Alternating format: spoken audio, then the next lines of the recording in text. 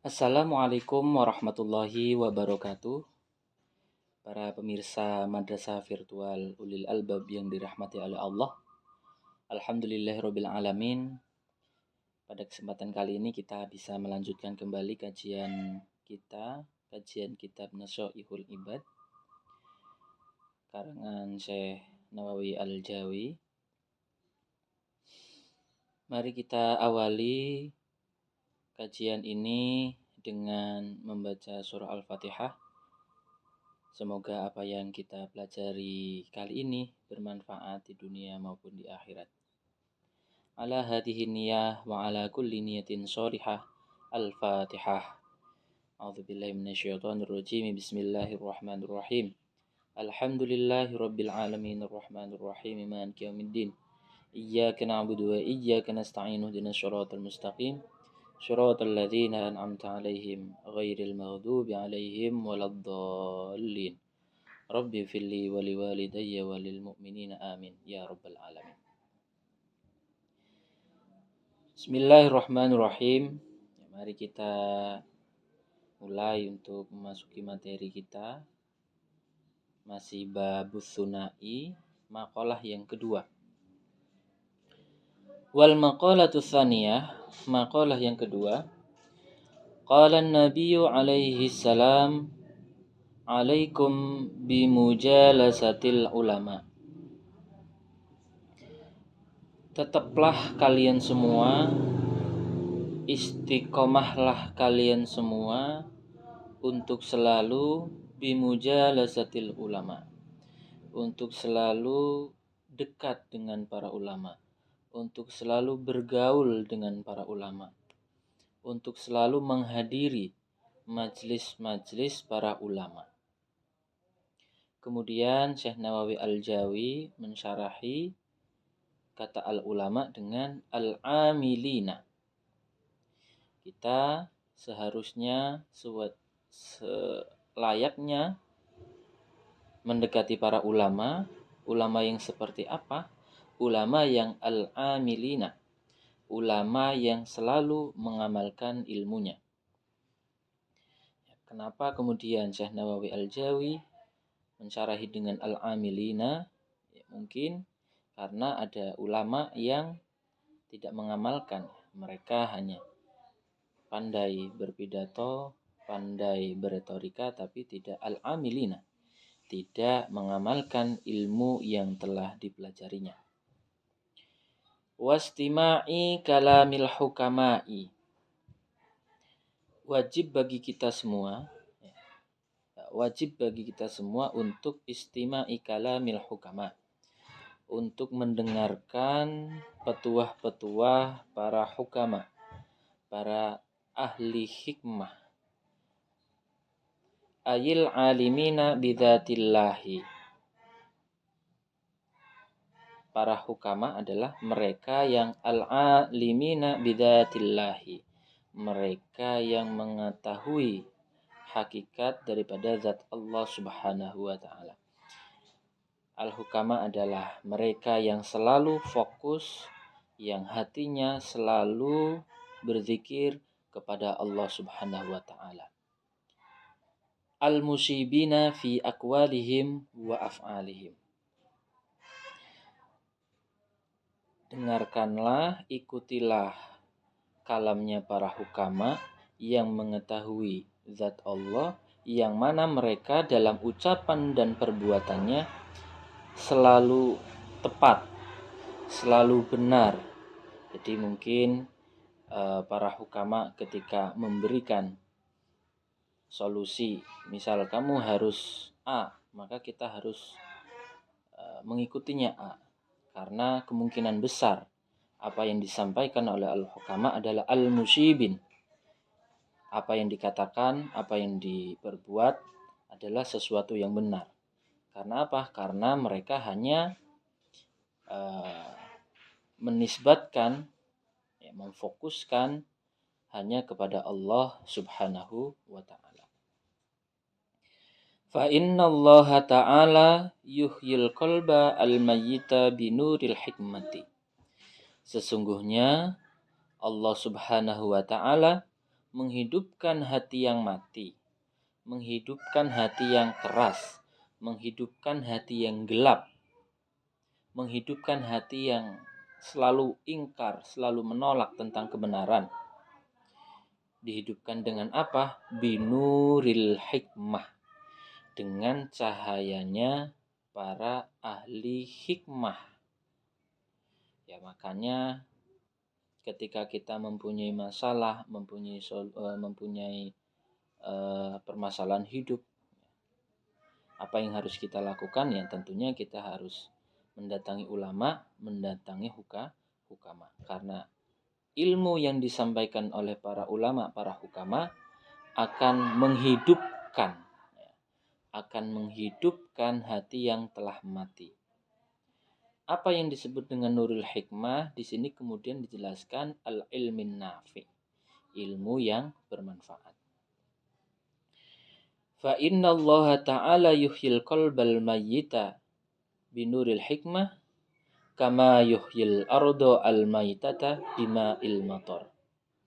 Allah Subhanahu wa ta'ala menghidupkan hati yang telah mati, hati yang gelap, hati yang keras, dengan cahaya hikmah yang diberikan oleh Allah, seperti halnya kama yuhyil ardo, seperti halnya Allah menghidupkan tanah yang telah kering, tanah yang telah mati dengan waktu yang sangat lama, bima'il matori, dengan air hujan. Ya, tentunya ya ketika tanah itu sudah kering, sudah mati selama beberapa bulan misal, kemudian dihujani dengan bima'il mator, dijatuhi dengan air hujan, maka tentu tanah tersebut akan menjadi hidup kembali, akan menjadi segar kembali.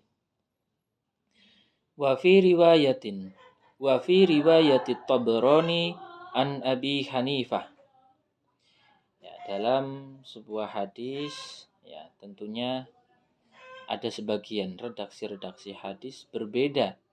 Ya, ada kemungkinan berbeda redaksinya dengan hadis yang lain karena berbedanya jalur, karena berbedanya riwayat. Maka kemudian di sini Syekh Nawawi Al-Bantani Al-Jawi menyebutkan hadis-hadis yang mana redaksi tersebut ya sebenarnya intinya sama tapi redaksinya berbeda, secara redaksional berbeda. Wa fi riwayatit Tabrani an Abi Hanifah jalisul kubara wasailul ulama wa khalitul hukama. Jalisul kubara, dekatilah, bermajlislah, datangilah majlis-majlis al-kubara, orang yang besar, orang yang mempunyai ilmu pengetahuan yang tinggi, orang yang mempunyai ilmu agama, ya tentunya ilmu agama yang sangat luas. Siapa al-kubara? Ya, kubara, al-kubara nanti akan dijelaskan di penjelasan selanjutnya. Wasailul ulama, dan tanyalah kalian dan mintalah solusi al-ulama kepada para ulama. Wa khalitul hukama, dan berbaurlah dan bersosiallah dengan para hukama. Wa fi riwayatin, dan pada riwayat yang lain, jalisil ulama wa sahibil hukama wa khalitil kubara. Duduklah dengan para ulama, duduklah dengan mereka yang mempunyai ilmu hikmah, berbaurlah dengan orang yang besar, orang yang memiliki ilmu agama yang luas. Ya, apa yang telah dibahas di atas tadi tentu ada 3 istilah yang mungkin butuh penjelasan lebih lanjut.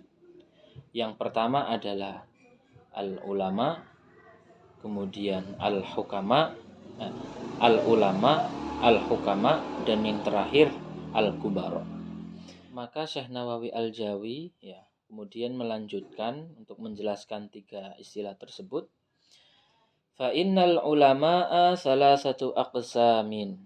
Sesungguhnya ulama, ya, itu terbagi menjadi 3 macam, 3 kategori. Apa itu? Yang pertama, al-ulama'u bi ahkamillah. Kategori yang pertama adalah al-ulama bi ahkamillah. Para ulama, para ustadz, para kiai yang mengetahui hukum-hukum Allah. Siapa mereka? Wahum ashabul fatwa. Mereka adalah orang yang berhak untuk berfatwa. Jadi ada kategori ulama yang memang fannya, yang memang bidangnya adalah memberikan fatwa.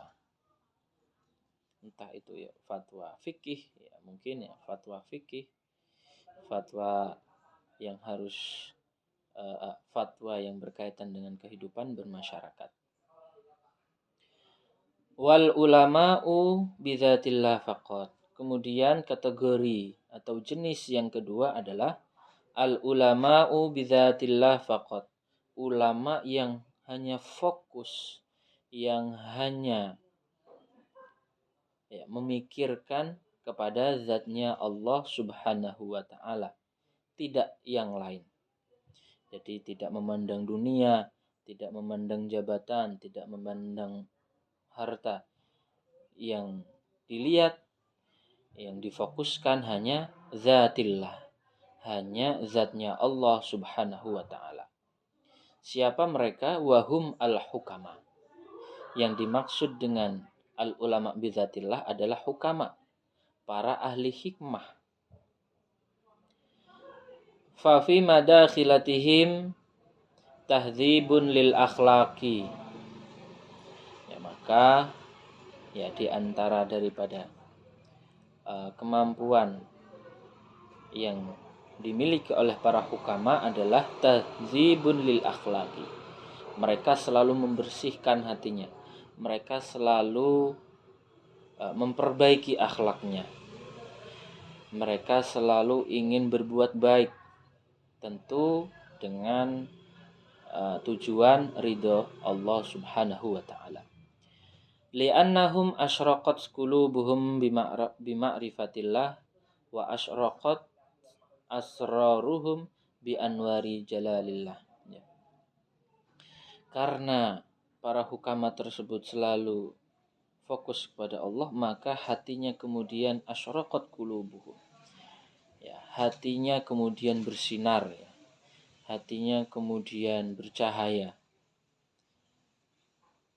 Karena sebab ma'rifatillah, karena sebab dia mengetahui zatnya Allah atau hakikat Allah sebagai Tuhannya. Wa asyraqat asraruhum bi anwari jalalillah. Bismillahirrahmanirrahim. Kemudian wal ulama'u bil qismaini. Adapun ulama yang memiliki kemampuan seperti halnya 2 kategori ulama di atas. Jadi ulama yang ketiga ini adalah ulama yang mereka memiliki kemampuan untuk berfatwa, ashabul fatwa, dan juga mereka yang al-ulama'u bidzatillah, wahum al-kubara. Ulama yang memiliki kemampuan untuk berfatwa, memiliki kemampuan untuk ma'rifatillah, mereka adalah wahum al-kubara. Ya, jadi al-kubara adalah ulama yang memiliki 2 kemampuan tersebut. Kemampuan untuk berfatwa, kemampuan untuk bima'rifatillah, kemampuan untuk mengetahui hakikat Allah Subhanahu wa ta'ala. Fa inna mukhalata ahlillah tuksabu ahwalan saniyatan. Maka sesungguhnya ketika kita bergaul dengan mereka, ketika kita bermajlis dekat dengan mereka, tuksabu ahwalan saniyatan, kita akan memperoleh, kita akan mendapatkan ahwalan saniyatan, akan mendapatkan perbuatan yang luhur, akan mendapatkan akhlak yang luhur. Wan naf'u bil lahzi fawqan naf'i bil lafzi. Adapun pengawasan mereka, penglihatan mereka, lirikan daripada Al-Kubara itu merupakan sebuah kemanfaatan bagi kita. Fauqan naf'i bil lafzi, daripada kemanfaatan yang didapatkan dari perkataannya, dari lafalnya. Jadi mungkin ya kita pernah menemui seseorang yang mana lirikannya itu sudah menenteramkan hati kita, yang mana penglihatannya itu sudah bermanfaat untuk kita. Ya, mereka lah orang-orang yang disebut dengan Al-Kubara, orang yang memiliki kemampuan untuk berfatwa dan kemampuan bima'rifatillah, untuk mengetahui hakikat Allah Subhanahu wa ta'ala. Faman nafa'aka lafzuhu wa man la fala. Ya. Barang siapa seseorang yang hanya dengan lirikannya kita bisa mengambil manfaat, yang mana lirikannya bisa membuat kita nyaman, bisa membuat kita tenang, maka apalagi dengan ucapannya. Wa man la fala. Dan barang siapa yang mana ketika liriknya, dan barang siapa yang lirikannya itu tidak bermanfaat, tidak bisa membuat kita nyaman, maka ucapannya pun tidak akan memberikan kemanfaatan atau tidak akan memberikan kenyamanan kepada kita. Wa man la fala. Jadi kategori Al-Kubara ini memang ulama yang tingkat yang paling atas ya. Karena mereka memiliki dua kemampuan, sahibul fatwa dan ma'rifatillah. Yang mana lirikannya, pandangannya, sapaannya selalu membuat kita tenang. Para hadirin jamaah madrasah virtual yang dirahmati oleh Allah, alhamdulillah kita tadi telah mempelajari daripada maqalah yang kedua dari kitab Nashaihul Ibad, yang mana inti daripada apa yang telah kita baca tadi adalah yang pertama, kita sebagai seorang muslim, lebih-lebih kita sebagai seorang awam yang butuh nasihat, yang butuh arah, yang butuh jalan yang baik, jalan yang benar. Tentunya selayaknya kita harus mujalasatil ulama. Kita harus duduk bermajlis, menghadiri majlis para ulama. Ketika ada permasalahan masalah hukum, misal masalah fikih, tentunya kita tanya kepada ahlinya, tanya pada ulama. Ataupun ketika kita memiliki masalah dalam hidup, memiliki masalah rumah tangga, memiliki masalah dalam kemasyarakatan, tentunya sebaiknya kita langsung datang, langsung menemui para ulama, para hukama, dan para kubaro. Tentunya dengan mendatangi mereka, hidup kita akan menjadi tenang, hidup kita akan penuh dengan solusi-solusi, sehingga ketika kita menjalani sebuah kehidupan, kita akan menjalaninya dengan nyaman dan dengan bahagia. Mungkin itu yang bisa kami sampaikan dalam pertemuan ini. Semoga apa yang kita pelajari dapat bermanfaat bagi kita semua di dunia maupun di akhirat. Mari kita akhiri pertemuan yang singkat ini dengan membaca hamdalah bersama-sama. Alhamdulillahirabbil alamin. Kita akan bertemu di pertemuan selanjutnya. Wallahu a'lam bishawab. Assalamualaikum warahmatullahi wabarakatuh.